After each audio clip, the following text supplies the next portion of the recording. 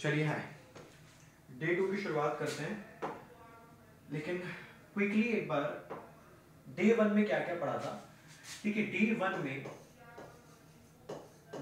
में हमने सबसे पहले जो डेफिनेशन ऑफ ऑडिट पढ़ा था, फिर हमने कुछ टर्मिनोलॉजी सीखी थी डे 1 में, और कुछ बेसिक्स बातें की थी। बेसिक्स मैंने 2-3 बातें की थी। सबसे पहले मैंने अकाउंट्स और ऑडिट को कनेक्ट किया था, ठीक है। फिर मैंने आपको बताया था कि ऑडिट का प्रोसेस क्या होता है, और कुछ और मिसलेनियस टॉपिक्स थे जो हमने कवर किए थे। बहुत ज्यादा डिस्कशन डे 1 में नहीं हुआ था।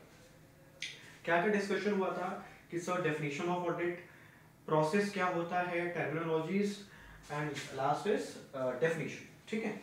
तो ये सारा डिस्कशन हुआ था अपना डे 1 में। चलिए डे 2 का डिस्कशन शुरू कर रहे हैं। डे 2 का डिस्कशन शुरू कर रहे हैं। चलिए मेरी बात को समझिएगा। अब क्वेश्चन ये आता है क्या कि सर ऑडिट किसके लिए मैंडेटरी है और किसके लिए वॉलंटरी है। ठीक है, क्वेश्चन ये आता है कि सर ऑडिट किसके लिए मैंडेटरी है और किसके लिए वॉलंटरी है। ठीक है, तो अच्छा, तो मैंडेटरी सिर्फ 2 केसेस में है, नंबर 1 एंड नंबर 2। नंबर 1, अगर कंपनी रजिस्टर्ड है अंडर कंपनीज एक्ट 2013, मतलब अगर कोई कंपनी है और अगर वो कंपनीज एक्ट 2013 में रजिस्टर्ड है, इररिस्पेक्टिव उसका टर्नओवर कितना भी हो, मतलब यहां पे क्या है, इस वाले रूल में इररिस्पेक्टिव कि उसका टर्नओवर कितना भी हो, प्रॉफिट कितना भी हो, उससे फर्क नहीं पड़ता। मतलब अगर वो 1 रुपए का भी टर्नओवर कर रहा है तो भी उसको ऑडिट कराना पड़ेगा। दूसरी चीज क्या है, other than a body corporate,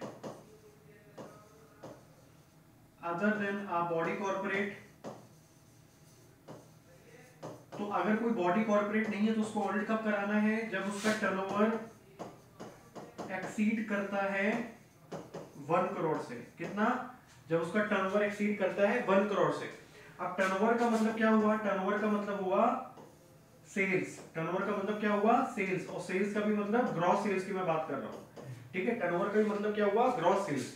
तो मैंने आपको क्या बोला, मैंने आपको बोला कि सर ऑडिट किसके लिए मैंडेटरी है और किसके लिए वॉलंटरी है। तो जो मैंडेटरी है वो 2 केसेस में है कि अगर आप कंपनी हो और आप रजिस्टर्ड हो कंपनीज एक्ट में, तो फिर आपको ऑडिट कराना पड़ेगा। मतलब ये मैंडेटरी वाली लिस्ट है, ध्यान रखिएगा। ठीक है, आपको ऑडिट कराना पड़ेगा।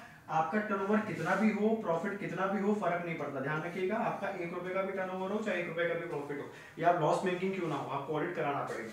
आप शेल्टर नहीं ले सकते, अरे सर तो लॉस मेकिंग है ऑडिट नहीं कराएंगे, नहीं। अगर आप एक कंपनी हो, आप एक बॉडी कॉर्पोरेट हो, आपका टर्नओवर कितना भी है, प्रॉफिट कितना भी है, लॉस में क्यों ना हो, आपको ऑडिट कराना पड़ेगा। दूसरा, अगर आप बॉडी कॉर्पोरेट नहीं हो, तो फिर आपको ऑडिट तभी कराना है जब आपका टर्नओवर एक्सीड करे 1 करोड़ से। जब आपका टर्नओवर एक्सीड करे 1 करोड़ से। अब 1 करोड़ मतलब सेल्स की बात हो रही है, यहाँ पे सेल्स की बात हो रही है, और सेल्स भी कौन सा, ग्रॉस सेल्स। ठीक है, अब अदर देन बॉडी कॉर्पोरेट की एग्जांपल में अगर आपको दूं, तो जैसे सोल प्रोप्राइटर, जैसे पार्टनरशिप फर्म, जैसे एचयूएफ, ठीक है, तो ये सारे एग्जांपल्स हैं जो अदर देन बॉडी कॉर्पोरेट्स में आते हैं। अब वॉलंटरी, देखो वॉलंटरी का मतलब नाम से क्लियर है कि ऐसे तो कोई कंप्लायंस नहीं है, ऐसे कोई जोर जबरदस्ती नहीं है, बट आप चाहो, आपके विलिंगनेस पे है, आप चाहो तो ऑडिट करा सकते हो। तो इसमें आप क्या क्या चीजें ध्यान रख सकते हो। नंबर 1, अगर आपने अपने ऑर्गेनाइजेशन के अंदर इंटरनल रूल्स बना दिया, क्या बना दिया, इंटरनल रूल्स बना दिया या पॉलिसी बना दिया कि हम हर साल ऑडिट कराएंगे ही कराएंगे। आपने अपने ऑर्गेनाइजेशन के अंदर रूल्स बना दिया, पॉलिसी बना दिया कि हम हर साल ऑडिट कराएंगे ही कराएंगे। जैसे फॉर एग्जांपल कि मैं एक पार्टनरशिप फर्म हूं या मैं एक सोल प्रोप्राइटर हूं, लेकिन just to ensure financial discipline, क्या, just to ensure financial discipline, मैंने क्या किया, मैंने कहा कि अब हर साल मैं ऑडिट कराऊंगा ही कराऊंगा, चाहे मैं 10 लाख का सेल करूं, 5 लाख का सेल करूं, 50 लाख का सेल करूं या 2 करोड़ का सेल करूं। सर 2 करोड़ के सेल में तो ऑडिट होगी ना, होगी, लेकिन मैंने क्या बोला, मैं कुछ भी सेल करूं। तो मतलब मैंने एक रूल बना दिया। अब क्वेश्चन ये आता है कि सर हम ऑडिट क्यों कराएं, ठीक है, जब हमारे ऊपर कंप्लायंस नहीं है तो हम ऑडिट क्यों कराएं। तो एक ही आंसर है, फाइनेंशियल डिसिप्लिन। क्या है आंसर, फाइनेंशियल डिसिप्लिन। और दूसरा क्या चीज निकल के आती है, ऑब्वियसली जब आपको फाइनेंशियल असिस्टेंस लेना होता है, क्या लेना होता है, फाइनेंशियल असिस्टेंस लेना होता है। फाइनेंशियल असिस्टेंस का मतलब आर्थिक सहायता, ठीक है। जैसे आपको लोन चाहिए, कोई ग्रांट चाहिए, ठीक है, तो ऐसे केस में फिर आपको ऑडिट कराना पड़ जाता है। जैसे फॉर एग्जांपल मैं एक सोल प्रोप्राइटर हूं और मुझे बैंक से लोन चाहिए। क्या चाहिए मुझे बैंक से लोन चाहिए, ठीक है। अब बैंक से लोन चाहिए तो बैंक वाला मुझसे क्या मांगेगा, बैंक वाला मेरा आईटीआर मांगेगा, बैंक वाला ऑब्वियसली जो है फाइनेंशियल स्टेटमेंट मांगेगा। लेकिन एक चीज पे और दबाव डालेगा कि आपका फाइनेंशियल स्टेटमेंट ऑडिटेड होना चाहिए। क्या होना चाहिए, ऑडिटेड होना चाहिए, ठीक है। क्योंकि जब चीजें ऑडिटेड होती हैं तो कहीं ना कहीं उस पर गलती के चांसेस कम हो जाते हैं। क्या हो जाते हैं, गलती के चांसेस कम हो जाते हैं। क्योंकि फाइनेंशियल स्टेटमेंट अगर अनऑडिटेड है तो आप अपने हिसाब से कुछ भी उसमें क्लेम कर सकते हो, हाई फाई अनशर्ट कुछ भी क्लेम कर सकते हो, ठीक है। तो भले मेरा टर्नओवर 1 करोड़ से कम है, भले मेरा टर्नओवर 20 लाख ही क्यों नहीं, 25 लाख क्यों नहीं है, लेकिन मैं ऑडिट कराऊंगा क्योंकि मुझे क्या चाहिए, कोई फाइनेंशियल असिस्टेंस चाहिए, ठीक है। क्या चाहिए, फाइनेंशियल असिस्टेंस चाहिए। तो दो बातें हमने क्या क्या सीखी, बहुत आराम से मेरी बात को सुनिएगा। मैंने आपको बताया कि ऑडिट कौन से केस में मैंडेटरी है और कौन से केस में वॉलंटरी है, ठीक है। तो वॉलंटरी का मतलब ही यही है कि आपकी इच्छा, ठीक है। तो पहला कि आपने अपने ऑर्गेनाइजेशन में एक रूल बना दिया, पॉलिसी बना दिया कि हम हर साल ऑडिट कराएंगे just to ensure the financial discipline, ठीक है। और दूसरा कि आपको कोई आर्थिक सहायता चाहिए, मतलब फाइनेंशियल असिस्टेंस चाहिए, कोई लोन लेना है या सरकार से कोई ग्रांट लेना है या कोई सब्सिडी लेना है, कुछ भी एग्जाम्पल आप इसमें देख सकते हो। तो यहां तक का डिस्कशन क्लियर है। अच्छा जी, तो ठीक है, डिस्कशन को आगे बढ़ाते हैं।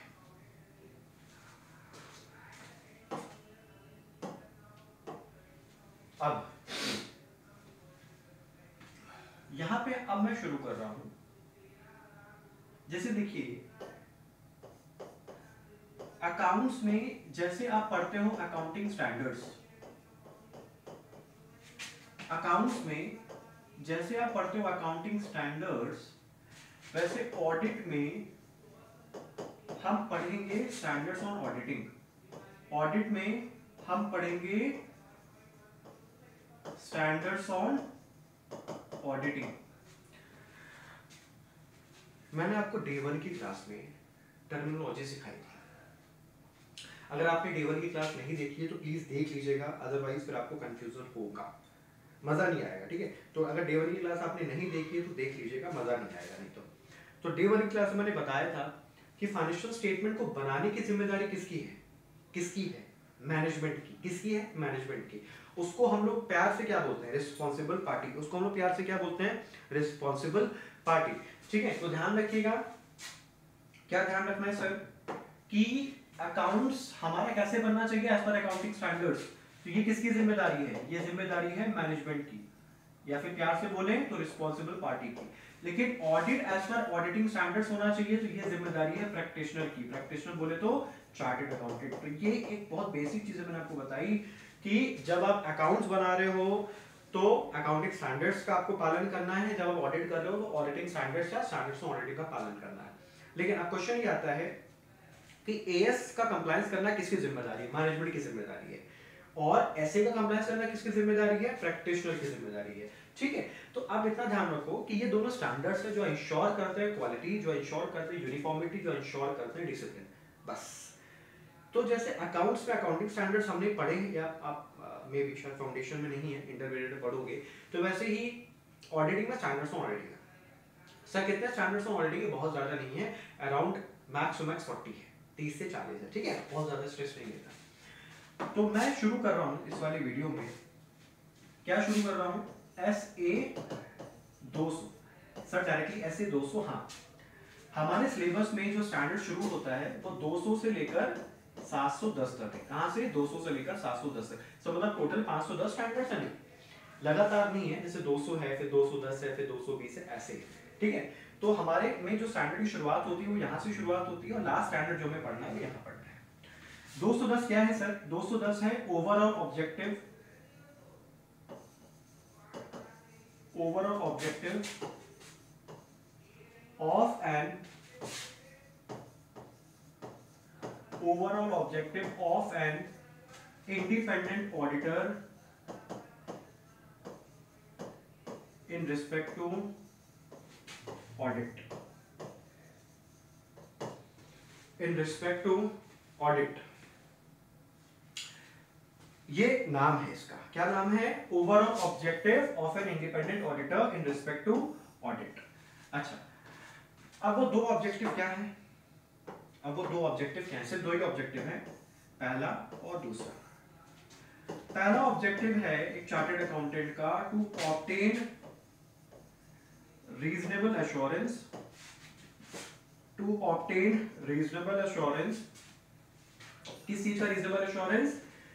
To obtain reasonable assurance that the financial statement are free, कहां से? किस चीज से? Free from material misstatement, free from material misstatement either due to fraud और एरर। मैंने क्या बोला कि हमें रीजनेबल एश्योरेंस ऑब्टेन करना है कि फाइनेंशियल स्टेटमेंट फ्री होना चाहिए from material misstatement either due to fraud और एरर, और दूसरा है टू रिपोर्ट, और दूसरा है to report as per standards. देखिए दूसरा वाला तो आपको समझ में आ रहा होगा कि ऑडिट होती ही क्यों है, ऑडिट हो, देखिए ऐसे दोस्तों का नाम क्या है? ओवरऑल ऑब्जेक्टिव, ओवरऑल ऑब्जेक्टिव कि मतलब एक ऑडिटर का ऑडिट करते समय ऑब्जेक्टिव क्या है। तो ऑब्वियसली एक चार्टर्ड अकाउंटेंट ऑडिट करेगा, क्यों करता है? अपनी ओपिनियन देने के लिए, अपना कंक्लूजन देने के लिए, अपना रिमार्क देने के लिए कि फाइनेंशियल स्टेटमेंट ठीक है कि नहीं ठीक है। तो ये तो आपको बात समझ में आ रही होगी, मतलब इसमें तो कोई डाउट नहीं होगा कि सर हमें क्या करना है? रिपोर्ट करना है। हमें क्या करना है? रिपोर्ट करना है। और रिपोर्ट कैसे करना है? As per standards. रिपोर्ट कैसे करना है? As per standards. तो सेकंड वाला तो ऑब्जेक्टिव क्लियर होगा।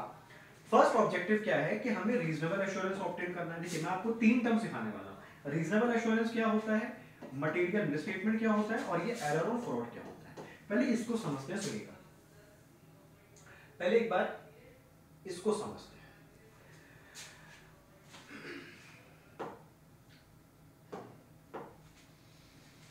देखिए मैं यहां पे एक हायरार्की बना रहा हूं। सर किस चीज की हायरार्की? सुनिएगा,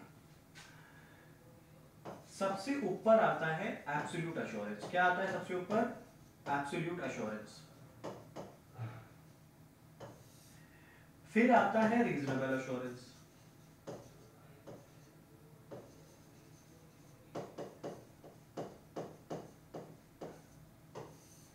फिर आता है लिमिटेड एश्योरेंस,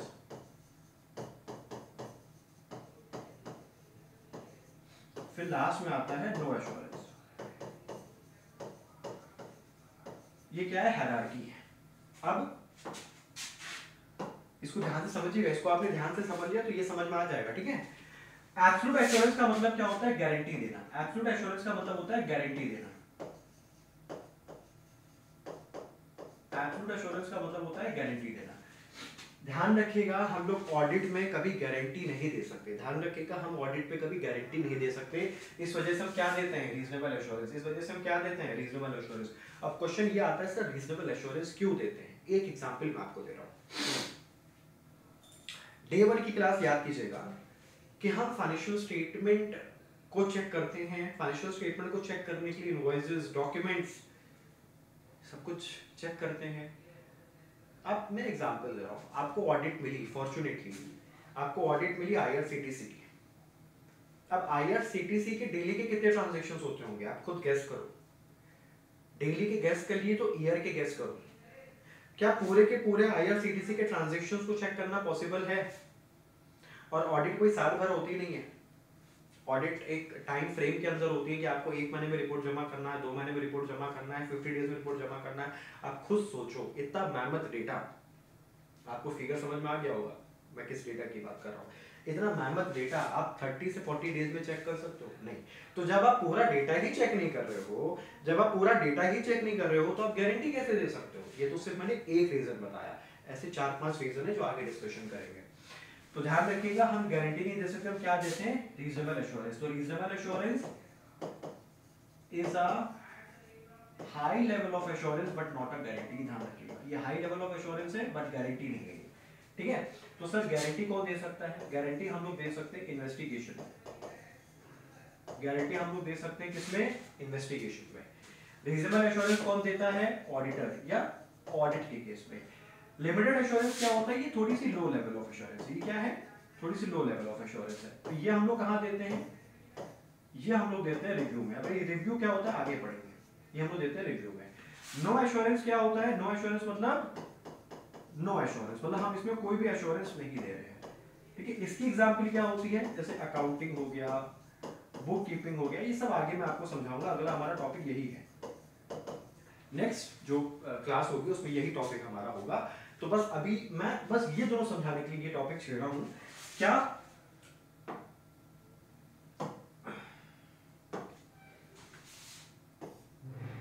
कि सबसे पहली चीज कि हम गारंटी, देखिए ये 4 पिलर हैं: absolute assurance, reasonable assurance, limited assurance, no assurance. ठीक है, absolute assurance, reasonable assurance, limited assurance, no assurance. ध्यान रखिएगा, क्या ध्यान रखना? एब्सोल्यूट एश्योरेंस सिर्फ और सिर्फ किस में मिल सकती है? इन्वेस्टिगेशन में।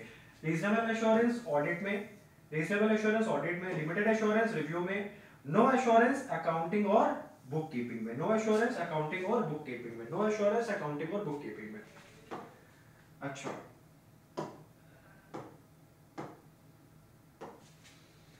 अच्छा, तो एक ऑडिटर का ऑब्जेक्टिव क्या हुआ? एक ऑडिटर का ऑब्जेक्टिव ये हुआ to obtain what? Reasonable assurance. To obtain what? Reasonable assurance. Why not absolute assurance? अभी मैंने आपको एक रीजन दिया कि हम पूरा डेटा चेक नहीं कर सकते हैं। जब पूरा डेटा चेक ही नहीं कर रहे हैं तो गारंटी कैसे दे दें? To obtain reasonable assurance. Sir किस चीज का रीजनेबल एश्योरेंस? कि जो हमारा फाइनेंशियल स्टेटमेंट है वो फ्री हो फ्रॉम मटेरियल मिसस्टेटमेंट। मटेरियल का तो मतलब समझ में आ रहा होगा, इंपॉर्टेंट मिसस्टेटमेंट। Important misstatement. अब क्वेश्चन ये आता है मिसस्टेटमेंट का मतलब क्या होता है? देखिए,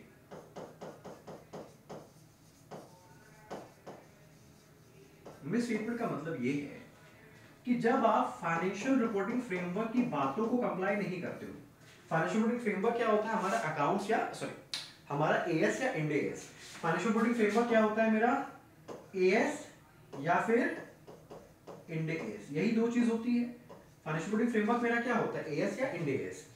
अब फाइनेंशियल रिपोर्टिंग फ्रेमवर्क आपको कई चीजें बताता है कि क्लासिफिकेशन कैसे करना है, प्रेजेंटेशन कैसे करना है, डिस्क्लोजर कैसे करना है, मतलब बहुत सारी चीजें आपको फाइनेंशियल रिपोर्टिंग फ्रेमवर्क बताता है।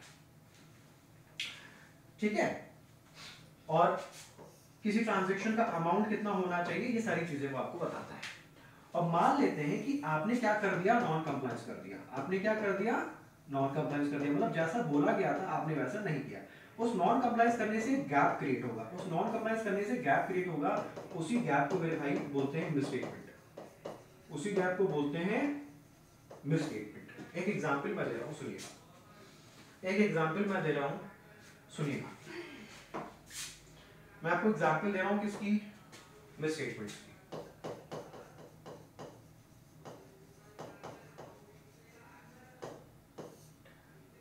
AS2 AS2 क्या है? मतलब मे भी इतना तो सुना ही होगा नाम, वैल्यूएशन ऑफ इन्वेंटरी। AS2 का नाम क्या है? Valuation of inventory. नाम तो सुना ही होगा।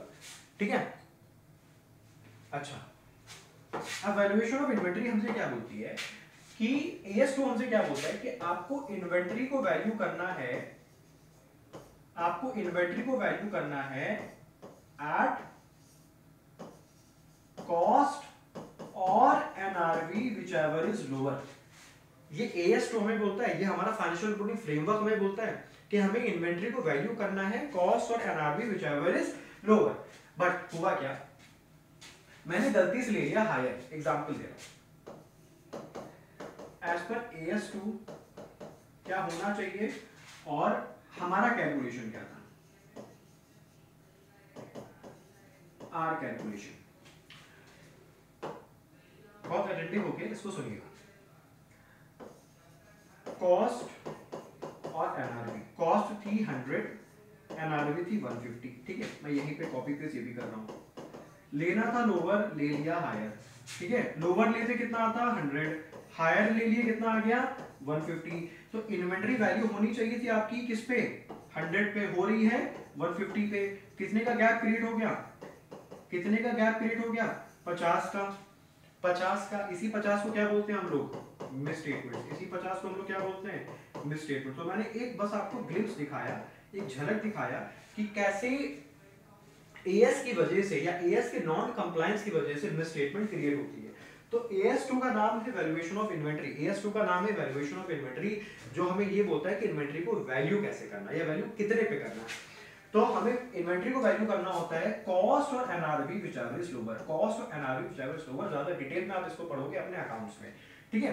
तो एज पर AS2 हमें करना था लोअर, एज पर AS2 हमें करना था लोअर, बट हमारे कैलकुलेशन के हिसाब से हमने कर दिया हायर, हमारे कैलकुलेशन के हिसाब से हमने कर दिया हायर। करना था लोअर, कर दिया हायर, करना था 100, करते हैं 150, तो गैप क्रिएट हो गया 50 का। अच्छा, अब ये गलती जो मिस स्टेटमेंट है ये अनजाने में भी हो सकती है। मतलब ये गलती, मैंने क्या बोला, जो ये मिस स्टेटमेंट है, मतलब लेना था लोअर ले लिया हायर, तो ये मिस स्टेटमेंट गलती से भी हो सकता है, जानबूझ के भी हो सकता है। मतलब एक हो गया एरर और एक हो गया फ्रॉड। एरर का मतलब हो गया अनइंटेंशनल, मतलब हमारा ऐसा कोई इरादा नहीं था, अनइंटेंशनल। फ्रॉड का मतलब हो गया इंटेंशनल, मतलब आपका इरादा था, आपका इरादा था, ठीक है। तो वही चीज यहां पे लिखी हुई है कि टू ऑब्टेन रीजनेबल एश्योरेंस, क्या ऑब्टेन करना है, रीजनेबल एश्योरेंस। ये तो समझ में आ गया होगा। एक चार्टर्ड अकाउंटेंट कभी भी एब्सोल्यूट एश्योरेंस के पीछे नहीं भागता है, वो क्या ऑब्टेन करता है, रीजनेबल एश्योरेंस। किस चीज का रीजनेबल एश्योरेंस, कि जिस फाइनेंशियल स्टेटमेंट की ऑडिट कर रहा है उसमें कोई मटेरियल मिसस्टेटमेंट ना हो। क्या ना हो, मटेरियल मिसस्टेटमेंट। मतलब मटेरियल मिसस्टेटमेंट मतलब बहुत बड़ी गलती ना हो। मतलब मिसस्टेटमेंट का तो मतलब समझ में आ गया होगा आपको कि जब हम फाइनेंशियल रिपोर्टिंग फ्रेमवर्क को कंप्लाई नहीं करते हैं तो एक गैप क्रिएट होता है, इसी गैप को बोलते हैं मिसस्टेटमेंट। तो मिसस्टेटमेंट तो 2 रुपए की भी हो सकती है, 20,000 की भी हो सकती है, 2 लाख की भी हो सकती है, 20 लाख की भी हो सकती है, 50 लाख की भी हो सकती है। तो ध्यान रखिएगा मिस स्टेटमेंट कैसे होने चाहिए, मटेरियल लेवल के, मतलब सिग्निफिकेंट लेवल के, बड़े लेवल के। देखो अगर एक एक 2-2 रुपए के पीछे चार्टर्ड अकाउंटेंट भागेगा ना तो ऑडिट कभी नहीं कर पाएगा, कभी नहीं कर पाएगा, ठीक है। तो हमें रीजनेबल एश्योरेंस ऑब्टेन करना है कि फाइनेंशियल स्टेटमेंट फ्री होना चाहिए फ्रॉम मटेरियल मिसस्टेटमेंट। और ये मिसस्टेटमेंट क्यों अराइज होता है, ईदर ड्यू टू फ्रॉड और error, either due to fraud और एरर। फ्रॉड का मतलब इंटेंशनल, वो मिस स्टेटमेंट इंटेंशनल था। एरर का मतलब वो मिस स्टेटमेंट अनइंटेंशनल था, ठीक है। और ऑब्वियसली फिर जो भी हमारा ऑब्जर्वेशन होगा हम उसको रिपोर्ट कर देंगे, ठीक है। तो अच्छा जी, तो ये था आपका SA 200, ठीक है। तो पहला स्टैंडर्ड हमने यहाँ शुरू किया SA 200। तो SA 200 क्या है, SA 200 का नाम है overall objective of an independent auditor in respect to audit of financial statement. तो पहला ऑब्जेक्टिव ये है कि हमें रीजनेबल एश्योरेंस ऑब्टेन करना है और दूसरा ऑब्जेक्टिव ये है कि हमें रिपोर्ट करना है। अच्छा,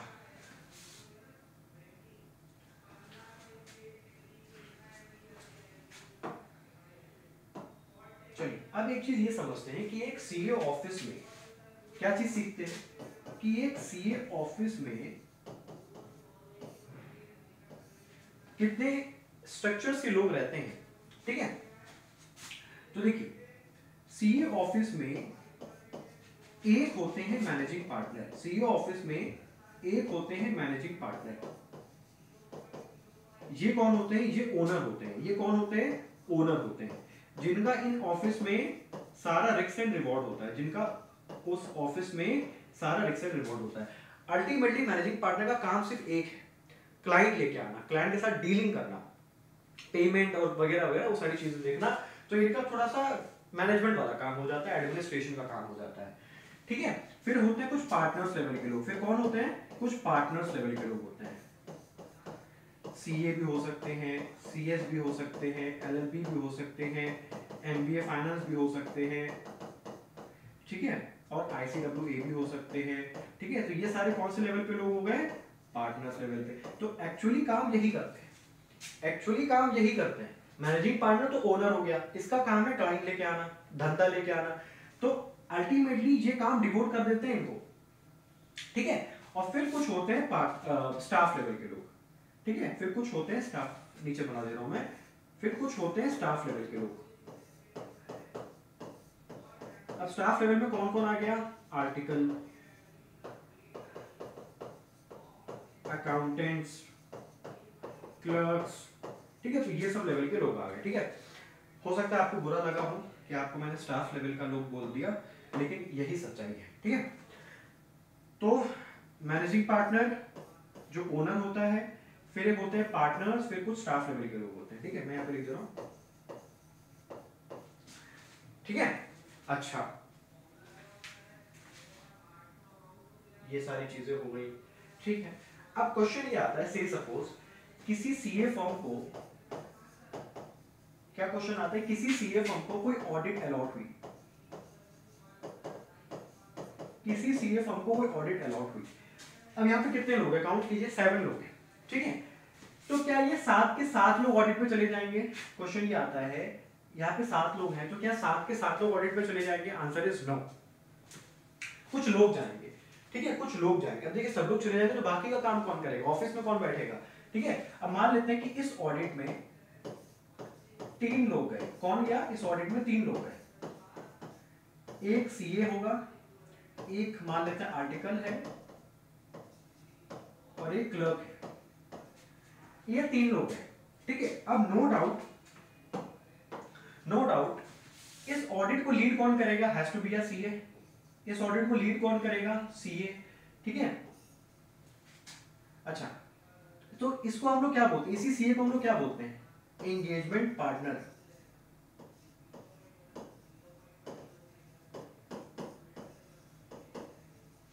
और ये जो टीम बनी, ये जो टीम बनी पूरी, इस टीम को हम लोग क्या बोलते हैं, एंगेजमेंट टीम। ये जो टीम बनी जो ऑडिट करने जा रही है, इस टीम को हम लोग क्या बोलते हैं, एंगेजमेंट टीम।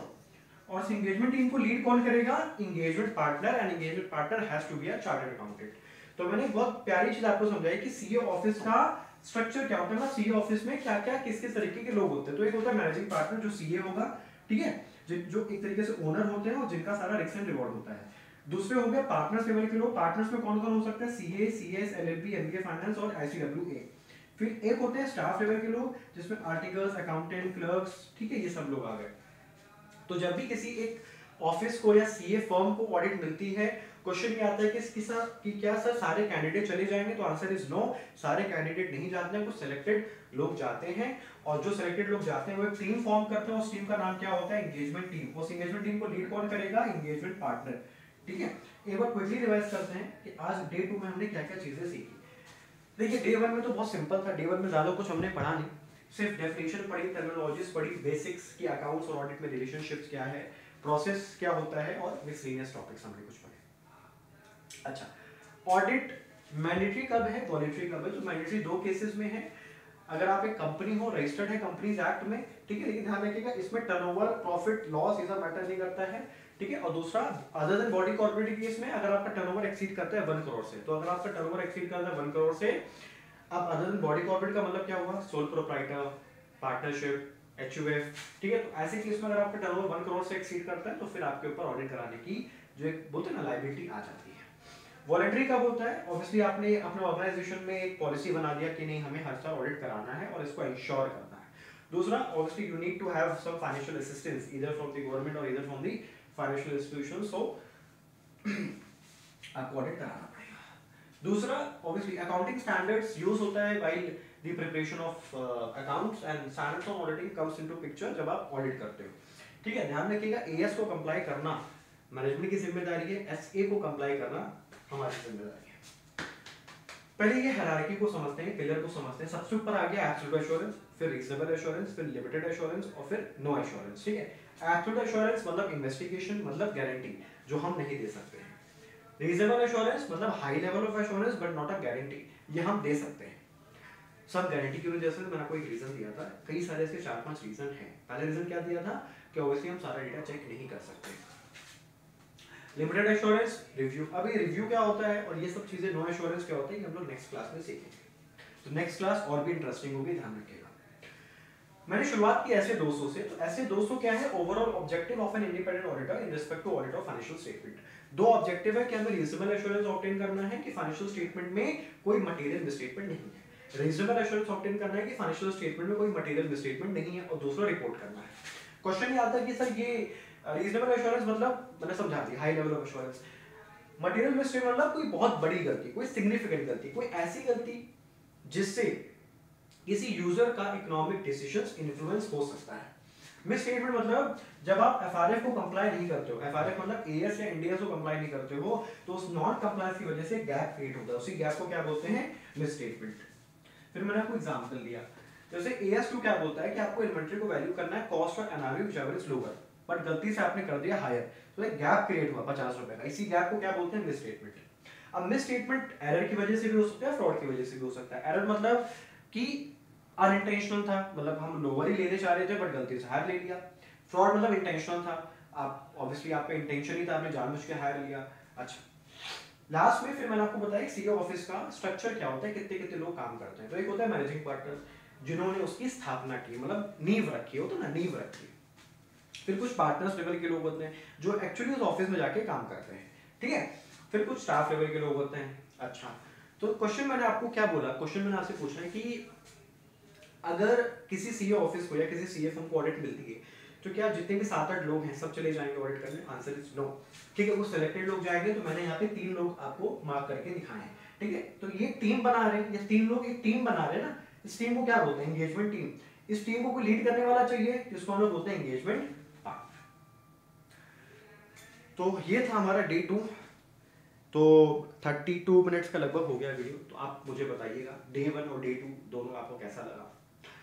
ध्यान रखिएगा डे 3 डे 4 और इंटरेस्टिंग होगा, ठीक है। ऑडिट अगर आप मार्केट में देखोगे ना, ऑडिट को लोग बहुत डिफिकल्ट बोलते हैं, बहुत टफ बोलते हैं कि ऑडिट तो सिर्फ रटना है, ऐसा कुछ नहीं है।